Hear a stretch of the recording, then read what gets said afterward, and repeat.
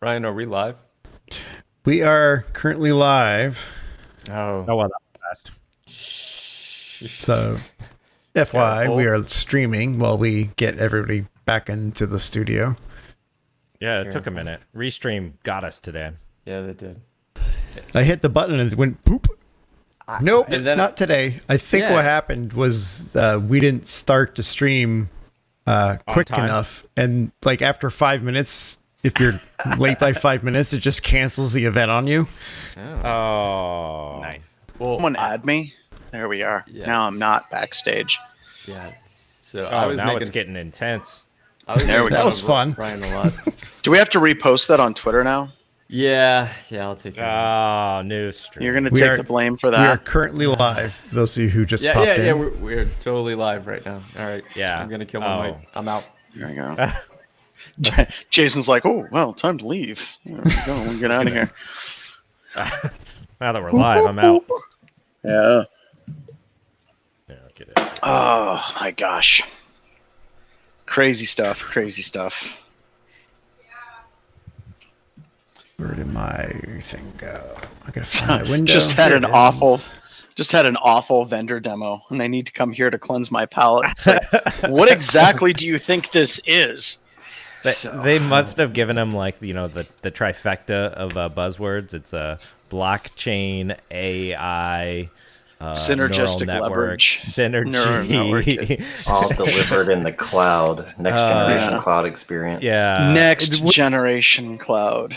They deliver those like PowerPoint presentations where you walk away feeling actually more confused than when you came to the meeting. You're just Oh, kinda like, last week we had a meeting with Microsoft. We're looking to, or Microsoft reseller for Dynamics, and they showed up. We did one like PowerPoint presentation with them like 3 weeks ago, and they said, "Here's what we do." Da, da, da, da, da. I'm like, "Great, set up another meeting. I want a demo."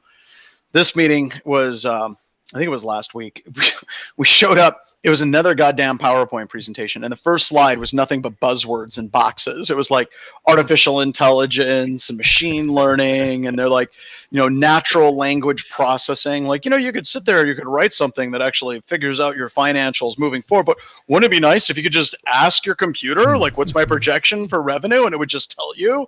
And I'm like, no, we're done. Like, this presentation has to fucking stop because I can't do this. I can't. No, show me a demo. And he's like, well, we weren't expecting to do a demo today, but it was so bad. He hasn't rescheduled the demo, unfortunately.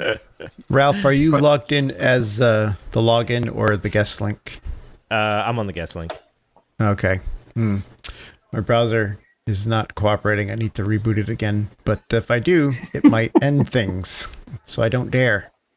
Okay, yeah. We Oh, can't. I'm here. I'm here. Hold I on. can do it. I can do it. Okay.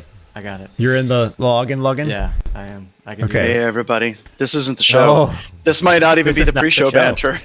This is the not show. the way it is. I'm Usually. going to turn on, turn off, turn on. Hopefully none of y'all disappear. We'll see. This is We'll see this is here. what happens when we give Ryan mushrooms. We just wanted to see from a psychedelic perspective what happens, and now we know it's awesome.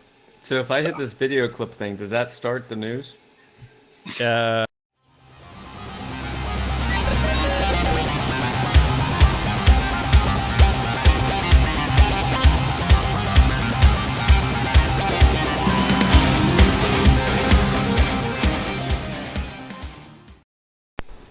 No, Okay, so I gotta say I peed myself a little.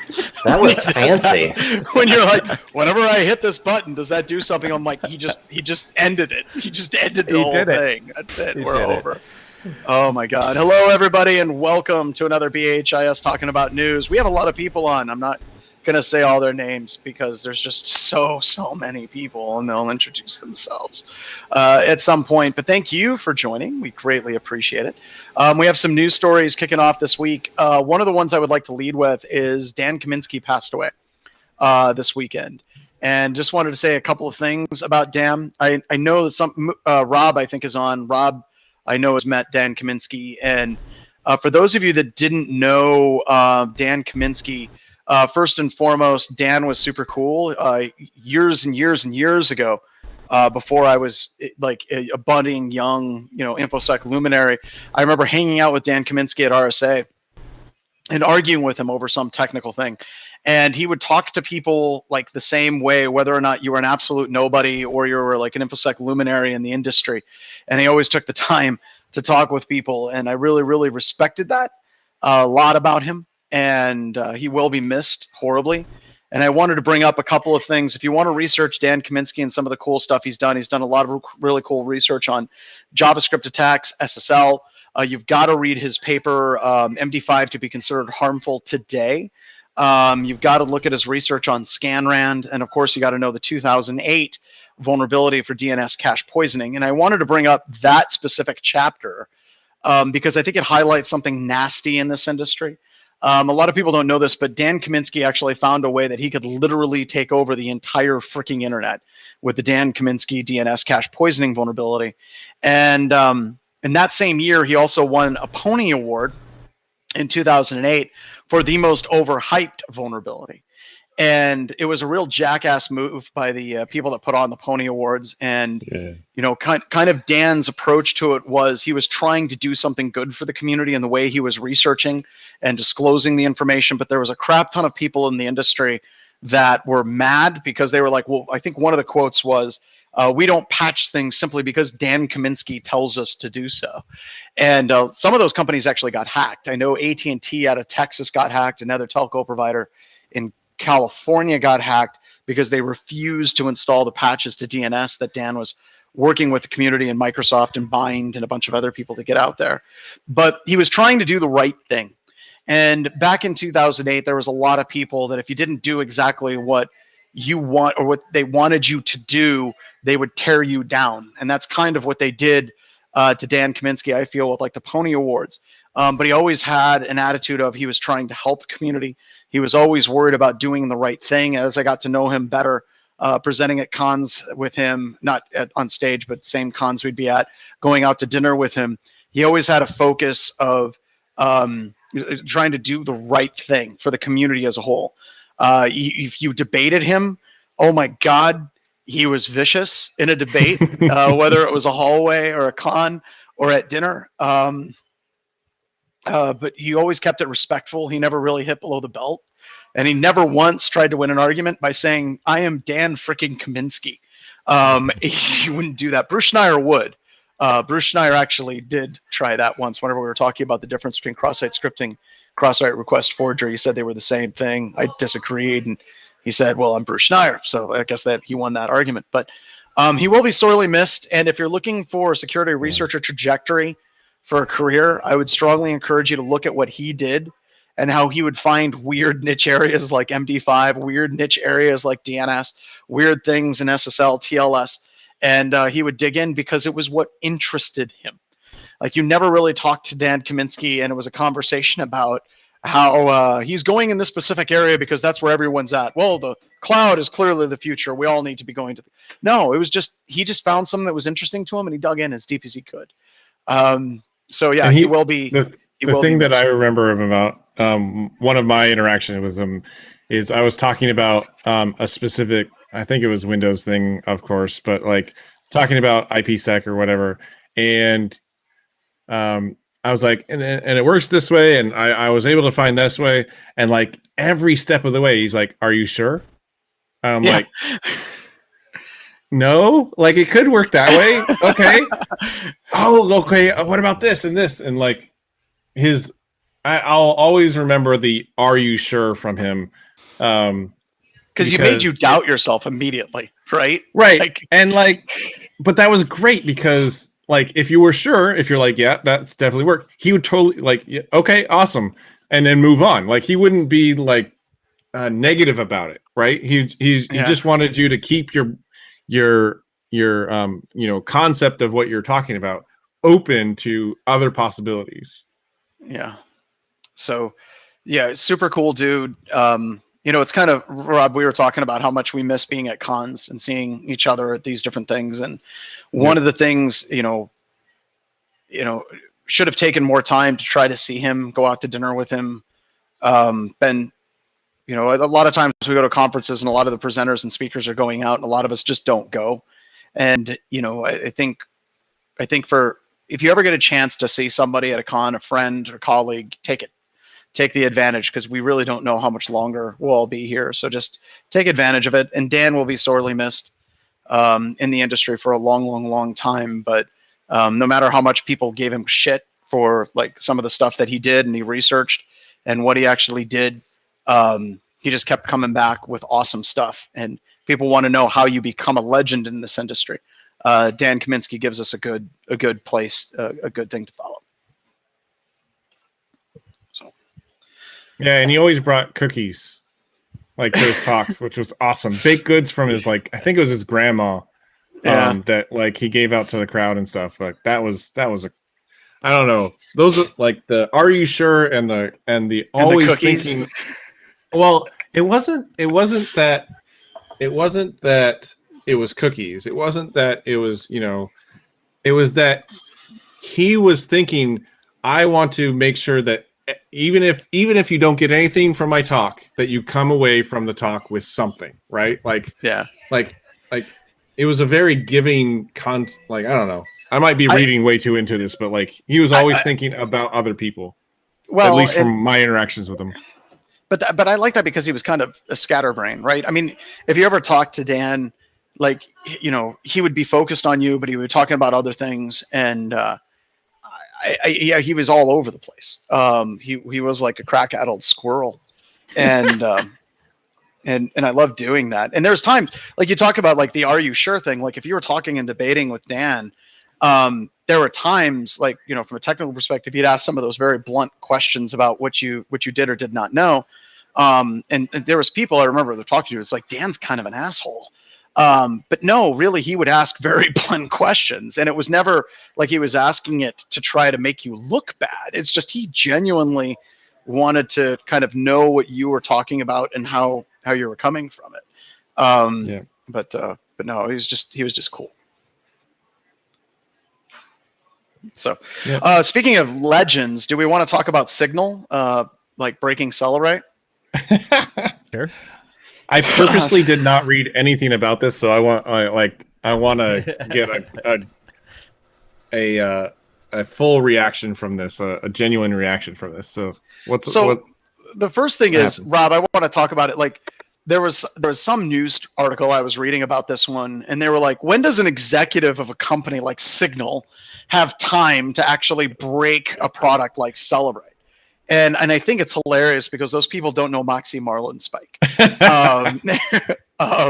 So Moxie, Marlin, Spike talking about another person, contributions to the industry as the whole, especially in the area of encrypted communications. Did some work with Twitter for a while. Also, way back in the day, I think it was 2008, where he came up with the SSL strip vulnerabilities. A huge proponent of privacy. If you can read anything that he's written as it relates to privacy and the dangers of looking at the world as, well, if I have nothing illegal, why do I need to be afraid of the police state? And he's like, no, you do illegal stuff like all day long, like literally all day long. I point that people to that story he wrote about that all the time. Like, you don't think you have anything to hide. It's because you don't understand like how the world is now, right? So yeah, exactly. And then the other thing that you should read, and if you can, Hold Fast is a movie that he did about resurrecting a really decrepit, horrible sailboat with him and a bunch of his anarchist friends and going out on the ocean. He's got tons of articles and things about, hitchhiking and riding trains. But Moxie is amazing too. And so he basically broke Celebrate. Now, I don't actually know the vulnerabilities. Has anyone actually gone through the actual vulnerabilities of this and how he's making Celebrate look bad, which I don't completely disagree with?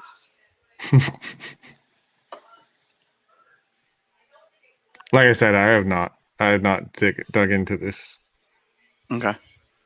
Yeah, I dug a little bit into it, but I think it was so a couple things. So first, I guess that he just found one of these Celebrate.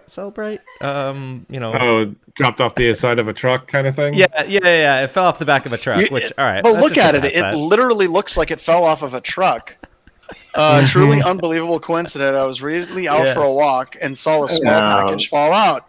As I got closer, it was a Celebrate, and this happens like, You know how I'm many sure times that's you're walking around contrived. the street and you check the like garbage, and like there in the garbage is a Celebrite just sitting around. I just mean, happened to me the other day. You know, Yeah. It happens more than I would like to say, actually. Yeah, it just happens a lot. I mean, people leave their $14,000 Celebrate you fed around all the time. So. Now, I would guess the reason why he's talking about this thing falling off of a truck is a lot of these companies have end user agreements that are very, very harsh. And the clauses are actually illegal, by the way. But they have clauses in their contract that says if you find any vulnerabilities or you find anything with it, you're not allowed to talk publicly about anything that you find associated with Celebrate. Now, that is all retroactively invalidated Consumer Fairness Protection Act of 2019 or 2016 shut those down. But we had a blog post a couple of years ago, right? I don't remember what EDR vendor it was, but didn't a similar thing happen to us where we had a blog post? Oh, that was Cylance. Yeah, that was Cylance, where we did the 4 vulnerabilities in 4 days, or 4 bypass techniques in 4 days, and then we concluded it out. But Cylance basically went through, just from the name of the malware that we actually demonstrated in the post, found the customer, and then basically talked to the customer and said, hey, you're violating the EULA because BHIS is writing about this, which is funny because Cylance then came out after Carbon Black got, I don't want to say caught because it was a default setting that you had to flip to true to allow automatic file uploads to VirusTotal. And Cylance came out and said, at no point do we get information from our customers, which is a lot of garbage. But Cylance is better now since they started giving us beer, which we enjoy. But yeah, the same concept. And then CrowdStrike, it was NSS Labs versus CrowdStrike in the state of Delaware. Is a case where this actually came to full fruition. But yeah, you know, you got to be careful with vendors because even if they can't sue you successfully, you don't want them to sue you because odds are they have more money than you, and that can be very costly to deal with lawsuits. But you get free beer. We got free. So we got free beer because I think there was a change in management at Cylance, and they decided to stop threatening to sue the security research community. Because I don't know if you know this, Ralph, but our main goal for releasing these blog posts was I was going to try to get Cylance to sue us. That was my big my big hope, because I knew we'd win. And the other thing was it was great marketing. Like it would be like the coolest marketing ever to get sued by Cylance, and they didn't. Thankfully, they didn't take the bait. And after a while, they started working with our researchers, and they said, if you find anything, bring it directly to us. And they got a lot cooler. I think there was a change in management between that and whenever they got nice. So. But for this vulnerability, so Ralph, continue telling us about it though. Well, yeah. So I mean, just from the article, he found some vulnerabilities in the actual Celebrite software itself. I mean, this comes back to a lot of scenarios that we've read where they're not. I think this is kind of a kickback, right? So Signal is getting, I'd say looking for vulnerabilities in Signal code, right? And any kind of vulnerability that, Celebrite can utilize. And Signal's like, all right, well, let's look at your stuff. And it didn't look that great, right? Because nobody else was looking at the tools. And there was a lot of outdated software. And, because of that, the software was definitely vulnerable. I believe there was some code execution and some other things. It wasn't all disclosed exactly how to do it. But it was just kind of like, hey, there's vulnerabilities in everyone's software and, kind of throwing stones in the glass house kind of scenario. And when you look at some of these products, they're just as, and sometimes even worse than the other products that are really getting brought through the, sand. And, But you look at Celebrate, like if they decide to go after Signal, it's like that bumper sticker you see all the time, where it says, do not go fighting dragons for your crunchy and you taste good with ketchup. If you're like, who should we pick a fight with? Moxie Marlin Spike. What possibly could go wrong with that, guys? And be cool, I guess, is kind of the point in the industry. And yeah, I believe the whole thing, like you said, there's vulnerabilities in literally everything. So, just for those who don't know, what is Celebrate? So Celebrate's with an Israeli company, right? I believe that creates devices and software to be able to clone and analyze mobile devices. It's very popular with law enforcement to do forensics on Android and iOS devices. And so I was kind of perusing through this, and I'm not surprised there's a vulnerability, because they're taking a bunch of data and they're parsing it, like with Wireshark. When you're moving a bunch of data around and you're parsing through data, there's lots of opportunities there, right, for shenanigans. And so that seems to be what's happened. Just looking through the articles, the way they were parsing through files, there's a vulnerability. If you look at the picture too, if you see the bag that has all those adapters, right, that's because it works with all these different phone models, right? You're just designed to just pick up a phone, plug it in, and be able to run forensics on it, or be able to pull some information off of it. It's wild, these kits, just with all the different adapters and all this other stuff. So, but yes, it is for, like you said, analyzing phones. I've used these kits before. There's actually another competing product, too. I can't remember the name now. Besides Celebrite, there's two primary mobile forensics kits that are out there. And that's in addition to like the gray key and some of the other like very, very specific phone stuff, like for the iOS or unlocking. Yeah, and stuff like and that. at least on the iOS side, I mean, what they do, what Celebrate does to be able to clone, like say a fully patched modern iPhone is, well, they have jailbreaks. I mean, they're exploiting the phone, right? And in some cases, I don't think they're always disclosed either, right? It's not something that Apple is aware of. So I think, I guess weren't they the company that came up with the vulnerability that got the FBI into the phone for the San Bernardino shooters? Yes. They were. I guess, and I think at the same time there was a procurement from the government, like that paid Celebrate the same, like some sum of money, like $200,000 or something. So I think it was speculated that it was. I'm not really sure that it was ever like official, but I mean, I guess talking about that shooter's phone, I fully agree with Apple. No, we're not going to help you break the phone. But I also, if another company has an exploit and you're able to do it, I don't have a problem with that either, right? So I don't know. I don't have a problem with celebrating what they do. But Malciplus said, Malciplus 42 said no, they weren't. So we'll have to research that. But that's what they do. They literally do come up with jailbreaks to do this. I mean, they would be a consumer of that market, right? So they would buy these 0 days and then implement them and then sell them back like on a per phone basis, right, to people who want them.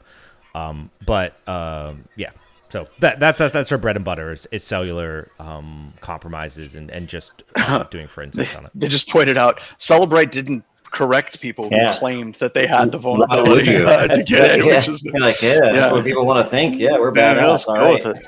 Good marketing. I'll take it. But so this gets into a bigger question. How do we feel about, like, let's talk about Celebrate, right? There's a law enforcement angle where it's like you have very bad people, you acquire their phones to find out what's going on. But then you get into the market of law enforcement having these vulnerabilities to bypass the security in our devices.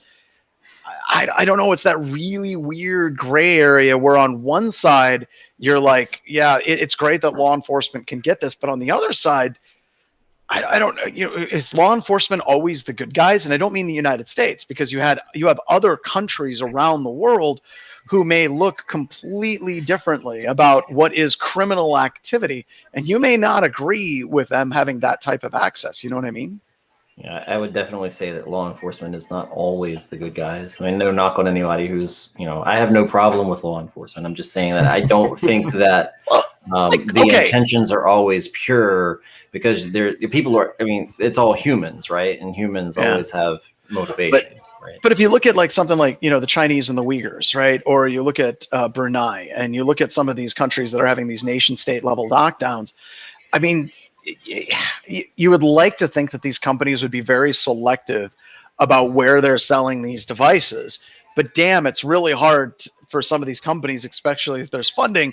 They're like, why did you turn down that multi-million-dollar contract? It's like, oh, they're going to use it to hunt people down and kill them. And they're like, but that's money. It's just, this gets into that weird thing where once you have that knowledge for that bypass, you cannot assume that it's always going to be used for good. Or does that even matter? Does that outweigh the potential damages? I don't know. It reminds me of Hacking Team, right? That's kind of the same. Oh my God. Our guy Serge, where Hacking Team was selling, what was the name of their tool? Finfisher? Is that it? Yeah, they were selling a bunch of different stuff. Yeah. Yeah, and then they got hacked, which was also kind of funny, but hacker team got hacked. But I definitely agree with Anonymous's post. Encryption and the inconvenience it brings to law enforcement because it doesn't give them a free pass to skip over the Bill of Rights. Yeah, I agree 100%. I also I think that our laws and how things are applied have definitely not caught up to society and how we use digital technology. Right? I mean, it never will. And we still have legislators today that are talking about how, well, we need to put some kind of backdoor in that encryption so we can have access to it. That still comes up in conversations. Yeah. Well, no, it just came up here recently. The previous attorney general was big on that, right? That there needs to be a backdoor. And look, I get the motivation, right? But we all know, and this is preaching to the choir, that if you put that backdoor in there, someone else is going to find it. Yeah. And I've been part of some of those conversations where people are like, well, what if we did a really good job at the back door? I'm like, someone's going to bypass that. No. I mean, we bring in like some of the smartest people at the NSA and we do it. And I'm like, yeah, Moxie Marlinspike's going to find this thing fall off the back of a truck and then it's going to be cracked open for the entire world to see. Yeah, somebody said the top men will be on top men on this. Yeah, yes, go exactly. all the Raiders of the Lost Ark on this. So. That's the thing, right? Is like someone always has better kung fu. Like you can put top men on it, right? There's always somebody who's better, and that's who's going to find it, right? So yeah, somebody just said Azimuth was former IBM X-Force. I don't know what Azimuth. Rob, do you know anything about that one? Nope. Nothing. Okay, I don't know what that means, Joshua. Sorry, but I do like Joshua's mohawk. The green mohawk looks cool. So all right. So what else do we have for news stories?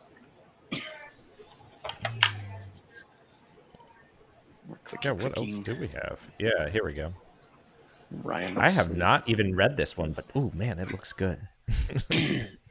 Oh my God. Okay, so this gets into supply chain. It's the thing, right? It's Supply the chain. thing. It's all their fault. Oh my God, it's just gonna get worse. And then these password managers. Ransomware. Oh my God. So this is an article from Dan, I think. Password State, is that the name of the password manager? Yep. I've never heard of that one. Yeah, I had never heard of Password State actually. It's actually pretty widely used over in Europe. But you talk about the the supply chain thing. This is getting to the heart of just some of the nastiest like when you start getting to like password managers. Everyone talks about like LastPass and all these different things, and oh my God, we use it because we have to. But damn, like once you start talking about vulnerabilities and some of these things, that it's probably some of the nastiest vulnerabilities you can think of. That's why I write all my passwords down in a notebook. No one can hack my notebook. Exactly. Oh my! And for years, people are always like, "Oh, don't use the notebook, guys. It's really bad." Somebody could steal What do you mean your for notebook. years?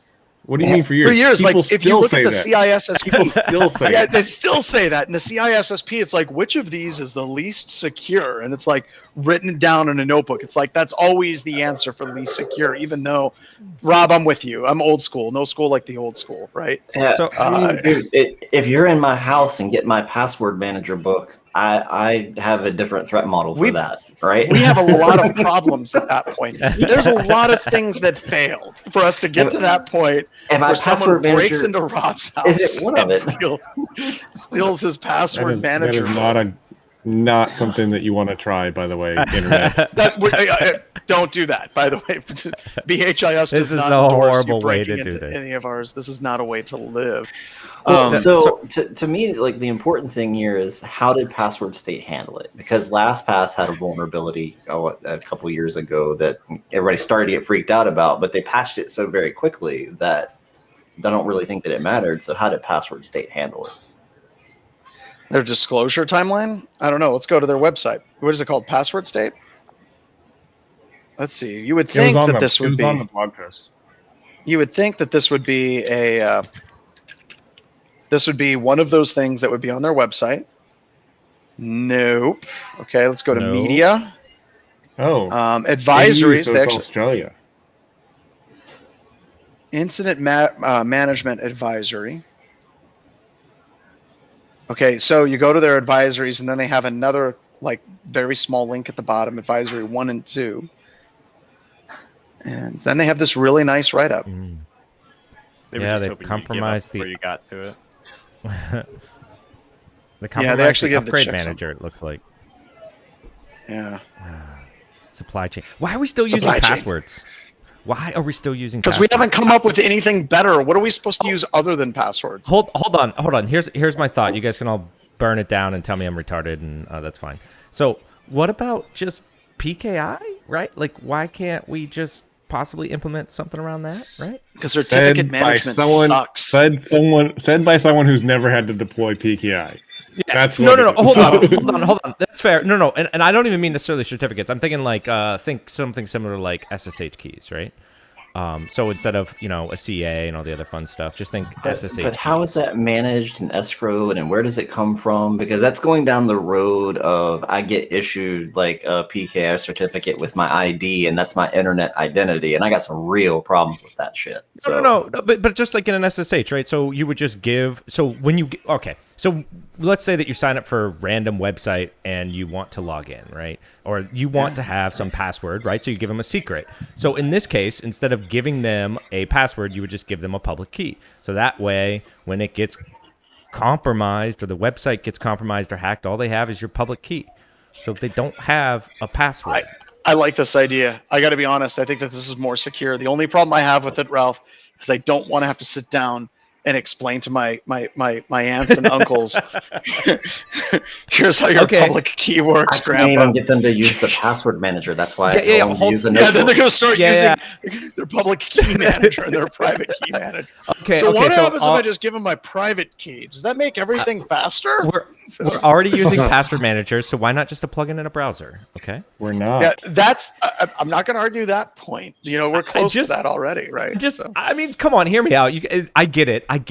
This is not solving passwords, and I don't have the solution. I guess I'm just speaking out loud. So options. We need options.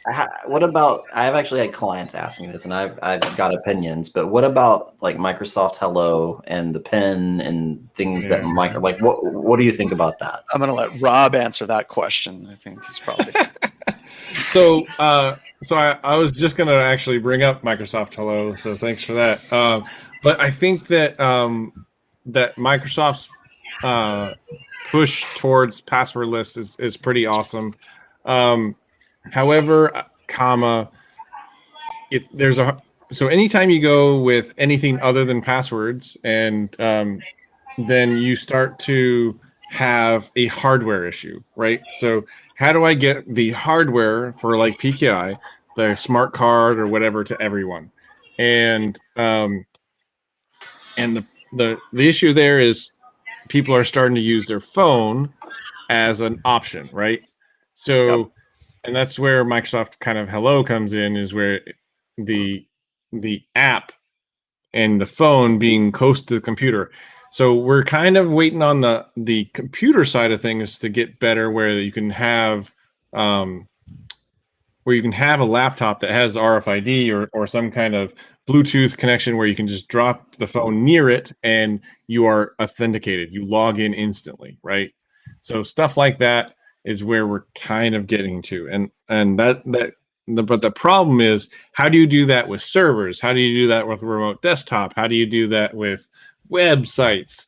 And that's kind of where Hello is getting towards, is kind of having that that essentially interface-less password manager. So Hello would sort of be your credentials for everything. And it would be all FIDO based, or not FIDO based, but like randomized based and SSO based. And so you log in just at your computer and you're logged into everything. And you know what, like from a technical perspective, like the geek in me, I love the idea of walking up with my phone and like everything just logs me in. Because seriously, we look at it from a security perspective. Like if somebody steals your phone, like even if I'm sitting down at dinner, and I've done this with some of you, and I'll take your phone and set it in front of me, like there's this intense uncomfort that just kind of comes in. They're like, why are you touching that? Why are you touching my phone?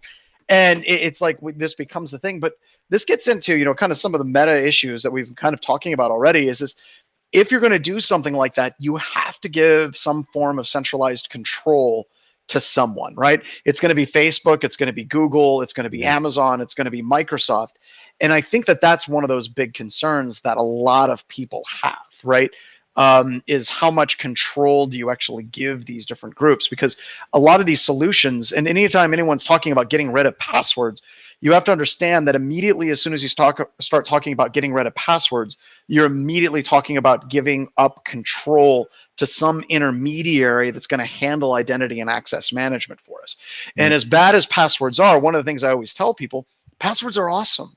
Because if Rob wants to keep a notebook with his passwords, he can. If somebody wants to generate this weird thing, like Winston Smith said, for each letter of the alphabet, create a memorable word. For the first couple of letters, the domain, use your alphabet. That I think that's horrible.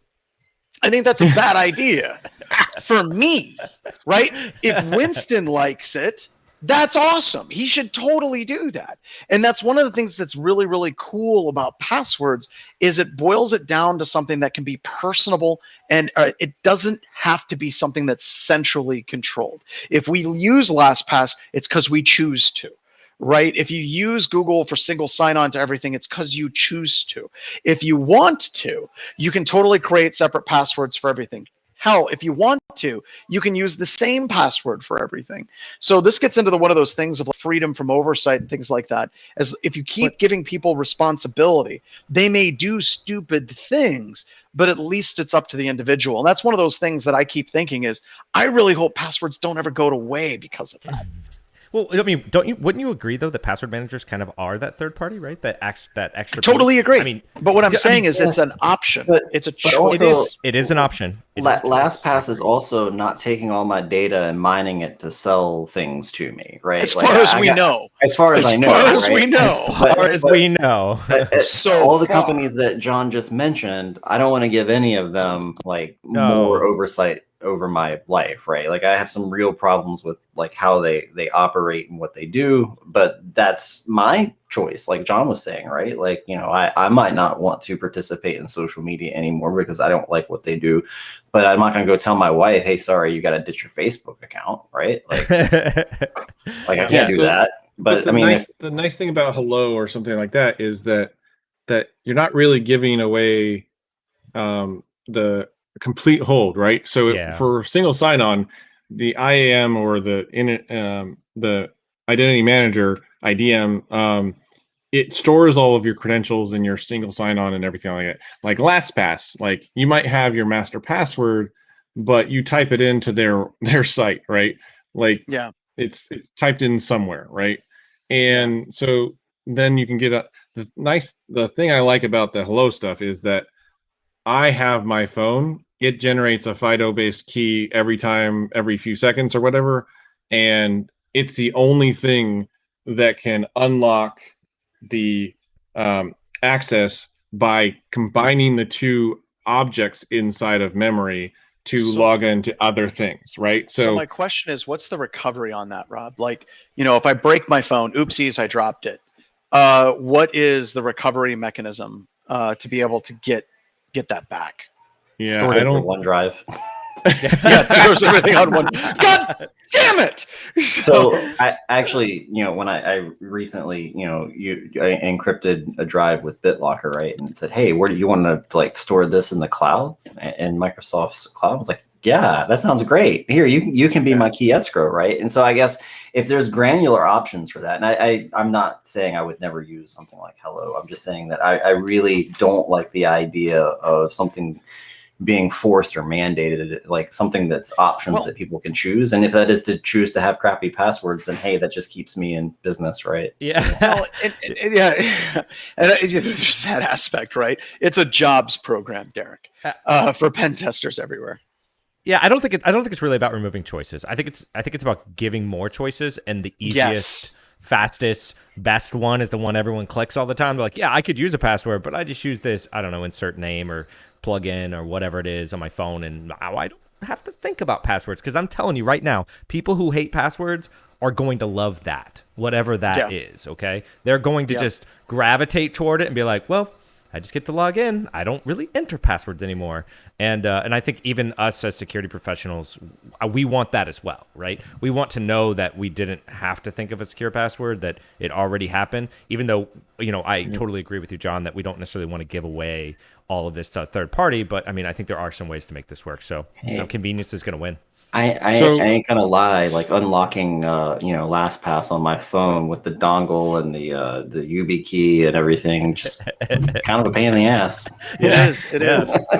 So can I just wanted to say real quick, he said, let's implant a chip in all our bodies. Rob, do you remember the year at ShmooCon? I think it was ShmooCon, where Larry Pesci from Security Weekly, he had put the chip inside of his hand and he could unlock his computer. And I can't remember who it was, but somebody cloned the RFID chip in his hand and then went and unlocked his computer. So I had to interrupt. I'm sorry, but yeah, go ahead. So I want to take one angle to this too, right? There's password security for yourself, which is something that everyone should worry about and everyone should talk about or figure out what works for them. But we can also talk about enterprise security, and enterprise password security is a completely different thing, right? There's different considerations that you have to work with, right? The first being, where is that password going to be stored? How is it going to be stored? So if you're talking about, most of the time Active Directory, like, are you still storing LM passwords? Are you sure you're not? Oh God. That kind of thing. Like, how many pen tests have you been on recently? Anyone on this call that you still have LM passwords somewhere in the AD, right? Yeah, definitely So, in 2020. Right, Yeah. 2021, right? But that also goes back to that legacy stuff, Rob, and I think that might be where you're going. Like, sometimes you just can't get rid of, like, all these bad things that have happened in security never go away because these apps and these bad ideas just have a tendency of lingering forever. Yeah, Here's how you do it. Go ahead. I was going to say, and you come in as Infosec and you say, hey, we need to get rid of this, whatever it is, whatever legacy technology, and operations says, okay, what's going to break? And you go, I don't know. They're like, no, you're not getting rid of that. So here's how you do it. You incentivize security. Like every other part of security, incentivizing security is the way to go for it. So what you do with passwords is you say, if you want to have an 8-character password, fine. You're going to have to log back into the VPN every 8 hours. You're going to have to sign in to SSO every 2 hours. I'm going to make it as painful as possible that the IT team isn't going to yell at me. If Weekly you have an password 8-character rotate. password, right? Like, Yep. Your password So has then- to be changed once a week if you choose 8 characters, right? right. And then so you have this in group policy, and you say, if you're assigned to this group, this specific group in group policy, then you get these password settings. Then if you go to 12 characters or more or whatever, if you sign up for this group, then you have a minimum of 12 characters, and you get to stay logged in to VPN for 2 days and SSO for a full day or longer, or whatever, however nice you want to be. And then you increase that and say you don't have to change your password to anything but 6 months, and then 15 character passwords and 24 character passwords and stuff like that. The longer and more complex you can say, here's your limit or your minimum, and incentivizing security and password security in particular, then you're really getting into the point where you have users making the conscious choice to do the better thing, because the insecure choice is more painful. So, Rob, I sense? think one of the presentations I saw you with this that I think drove this home the best, you were talking, I think it was about Pi-hole, but it was basically internet allow listing, where if somebody went to a website that they've never seen before, it basically popped up and it said, are you sure you want to go to this? Because it's going to record you as this user ID went to this website at this time. And by putting it in the hands of people, it sounds insane, but it really reduces the amount of just casual clicking that people do. Yeah, if you give people power, it's crazy, but they tend to shrink from it, right? For like, Yeah, like going away from like oh, you're going to affect the entire company. Never mind. I'm not going to click that. Right. So like the proxy settings that we were talked about in the talk was essentially it was a proxy that only had an allow list that was completely empty once a week, once a month. I thought it was right. As you went through it, or once a day, depending on how fast you can go through it. As you go through it, if I go to google.com, I click allow for the entire company because I think that that's okay. Then the entire company gets that, site allowed. And then for every single one that you go through, each user is having to click, yes, I'm okay to go there, which completely destroys phishing. The reason it completely destroys phishing is because, and this is why I have the mindset that you can actually solve phishing, is because a phishing website is going to send you a link. You'll hit the link, which will probably get to an allow list. And that's awesome that they can, get on the allow list. They can use CDNs or all these things. Cool. They clicked the link, they downloaded the thing, they ran the thing.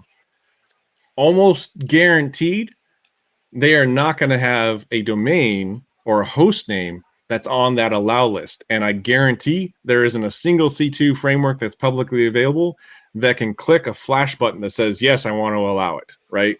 So you break all C2, essentially. Yep. So at least web C2, sorry. But and what's weird is we've talked about this. Companies hate that idea, right? They're like, so let me get this straight. You're going to put our users in charge of our security? I don't think so. And what they don't understand is if you do that, like they would rather have a company come up with like a default like deny list that they can apply than putting, the users creating the allow list dynamically. And I don't think that people understand that like the total number of like sites that are allowed is far, far fewer if you allow the users to actually click through things. Right. So and it's weird. I think you make it so that it says like the yes that allow is in red.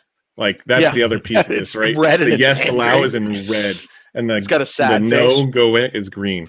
Like you have to play on the psychology of the users, right? You have to think, and maybe we could have a little line, Rob, right below that says, you could go to this website on your personal phone.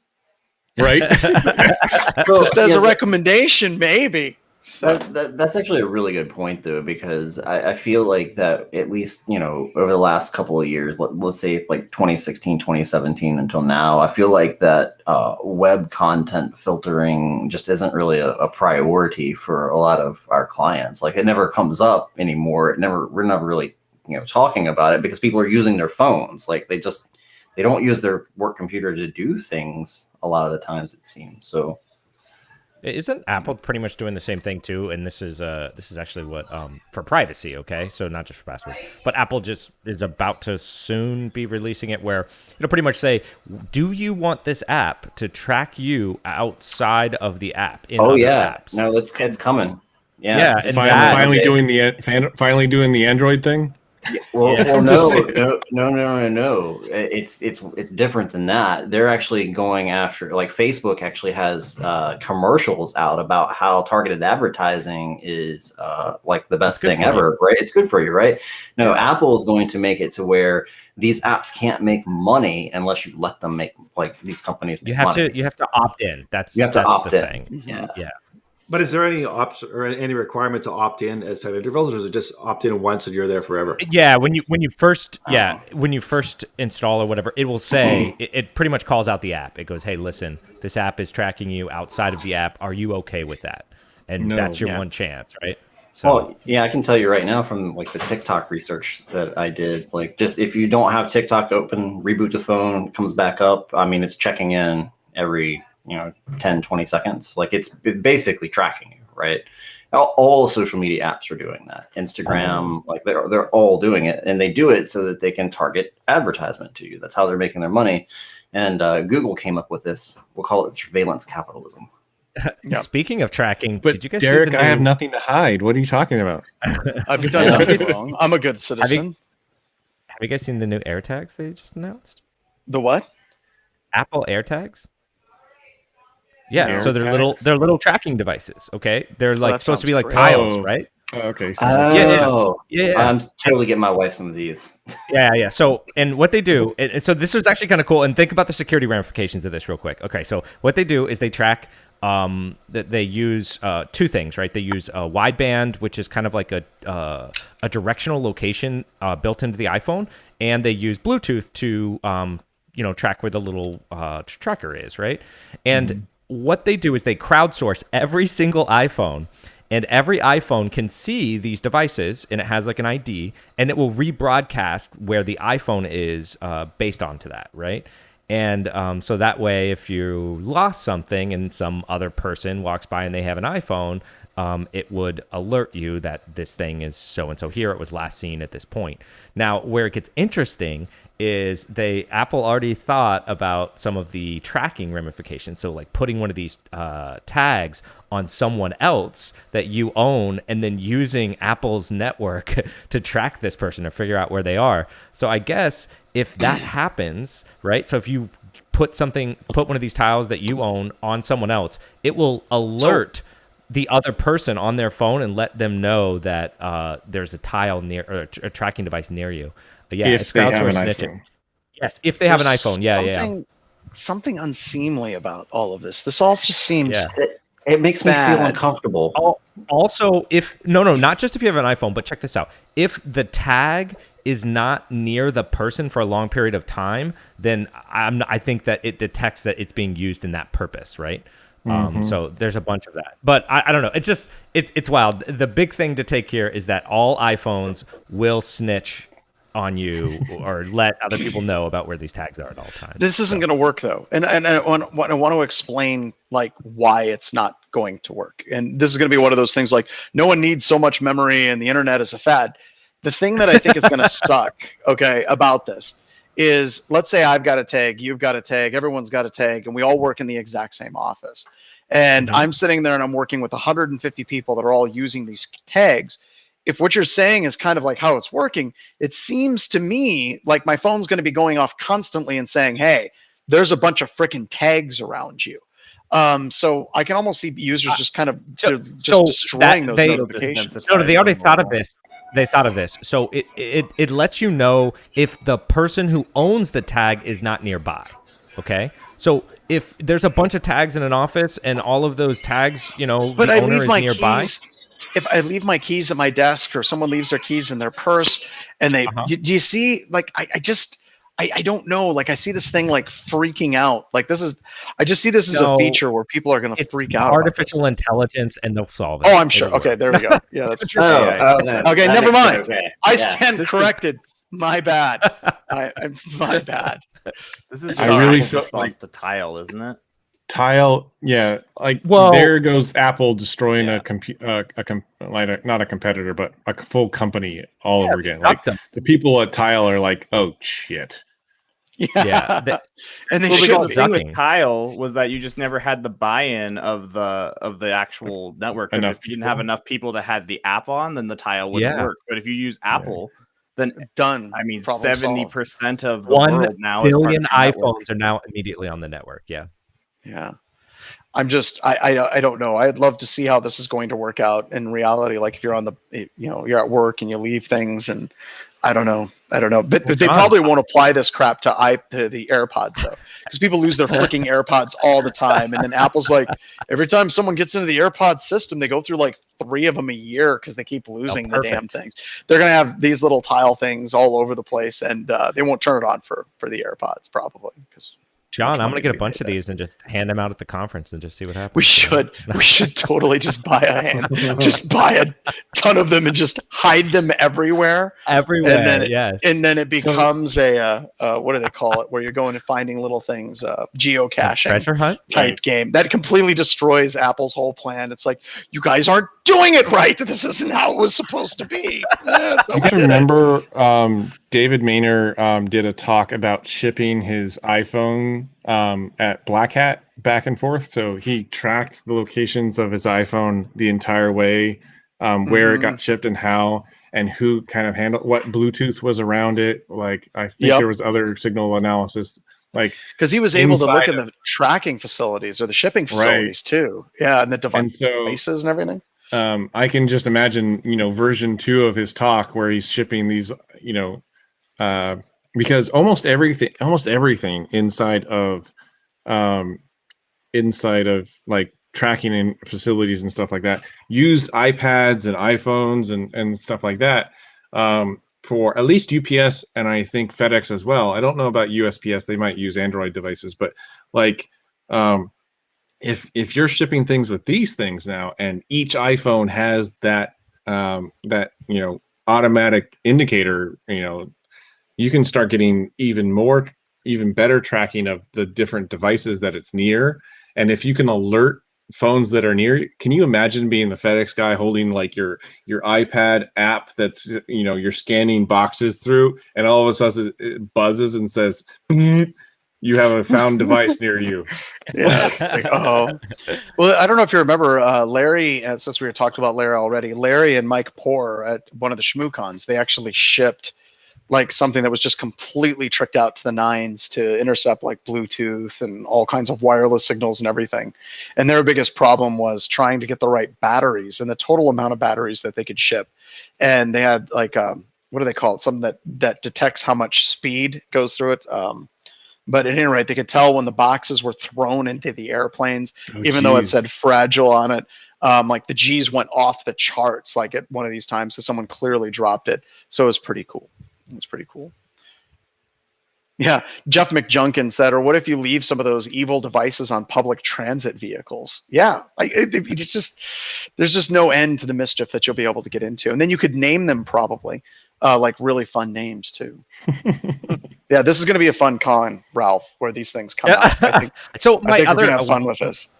My one other question with this was how the Bluetooth communication works, right? So if that's open, now supposedly it's encrypted and blah, blah, blah, but is there some ID that you can see? Like, is it all using Apple's encryption so no one else really has the key for this? I mean, there's tons of questions, and obviously Apple is pretty closed source, so they don't talk about it. But, like, I wonder if there's some kind of ID that you can pull off on this Bluetooth, and then essentially you could track these, outside of the network, right? It'll be fun. It'll be fun. So much fun stuff. All right, so let's wrap it up. Want to say thank you very much to everyone for coming. Ralph, Noah, Dale, Derek, Mubix. We got Ryan is going to be coming back on here in a second. I know Jason's been lingering in the background. And everybody that came and listened to us live, we really appreciate it as well. And with that, Ryan, take us out. All right.